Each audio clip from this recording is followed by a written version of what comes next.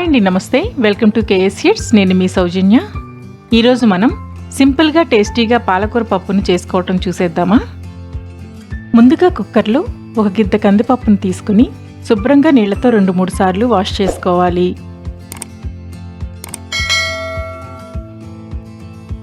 తర్వాత మనం పప్పు ఉడికించుకోవటానికి కందిపప్పు తీసుకున్న గ్లాస్తోనే 6 గ్లాసుల వాటర్ని పోసుకోవాలి.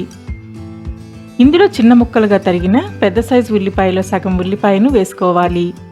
మిగిలినవి తాలింపు కోసం పక్కన పెట్టుకోవాలి. ఒక రెమ్మ కరివేపాకుని వేసుకోవాలి. అలాగే 10 పచ్చిమిరపకాయలని వేసుకోవాలి. పప్పులో కారం అంతా పచ్చిమిరపకాయలతోనే వస్తుంది కాబట్టి పప్పులో కారానికి సరిపడా పచ్చిమిరపకాయలను వేసుకోవాలి. పాలకూరలో కారాన్ని వేసినా టమాటా వేసినా పాలకూరలో ఉన్న గ్రీనిష్ అంతా పోతుందని జనరల్గా నేను కారాన్ని కానీ టమాటాని కానీ ఉపయోగించను. చిన్నప్పటి నుంచి మనం వింటున్న ఒక నానుడి పాలకూర టమాటాను కలిపి వండితే కిడ్నీల్లో రాళ్ళు వస్తాయని. ఎక్కువ శాతం మంది అవి రెండు కలపకుండా విడివిడిగా వండుతారు. నిజానికైతే కిడ్నీలో ఆల్రెడీ స్టోన్స్ ఉన్న వాళ్లే పాలకూర టమాటాను తినొద్దంటారు. కానీ విడివిడిగా వండినా కలిపి వండినా ఏ హెల్త్ ఇష్యూస్ లేని వాళ్ళు హ్యాపీగా తినేసేయొచ్చు.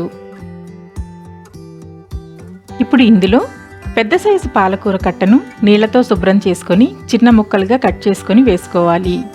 అలాగే నిమ్మకాయ సైజు చింతపండును వేసుకొని మూత పెట్టి 5-6 విజిల్స్ వచ్చే వరకు ఉడికించుకోవాలి. విజిల్స్ వచ్చాక స్టవ్ ఆఫ్ చేసుకొని ప్రెషర్ అంతా పోయే వరకు వెయిట్ చేయాలి. ప్రెషర్ అంతా పోయిన తర్వాత మూత ఓపెన్ చేసి పప్పు గుత్తితో మెత్తగా మెదుపుకోవాలి.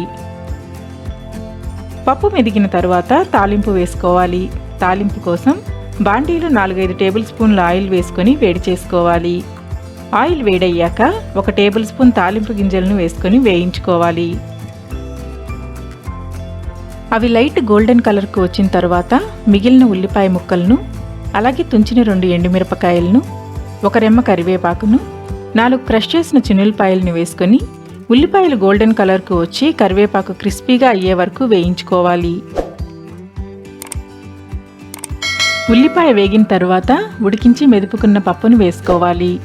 రుచికి సరిపడా ఉప్పును వేసుకుని మీడియం టు లో ఫ్లేమ్లో తాలింపు పప్పుకు పట్టేలాగా 5 నిమిషాలు ఉడికించుకోవాలి. చివరిగా పావుకట్ట కొత్తిమీరను చల్లుకొని 2 నిమిషాలు ఉడికించి స్టవ్ ఆఫ్ చేసుకోవాలి. ఇంతేనండి, సింపుల్గా టేస్టీగా పాలకూర పప్పు రెడీ. పుల్కా, చపాతీ, రోటీతో చాలా బాగుంటుంది. రైస్లోకైతే పాలకూరతో పాటు సైడ్ డిష్గా ఏదన్నా చికెన్ వేపుడో బంగాళదుంప వేపుడో ఉంటే ఇక చెప్పేదేముంది. ఇవేమీ లేనప్పుడు ఒక్క అప్పడంతో నంచుకున్న ఫుల్గా లాగించేయొచ్చు.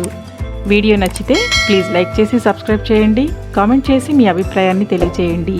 మరిన్ని వీడియోస్ కోసం కేఎస్ హిట్స్ ఛానల్ని చూస్తూనే ఉండండి. Thank you for watching.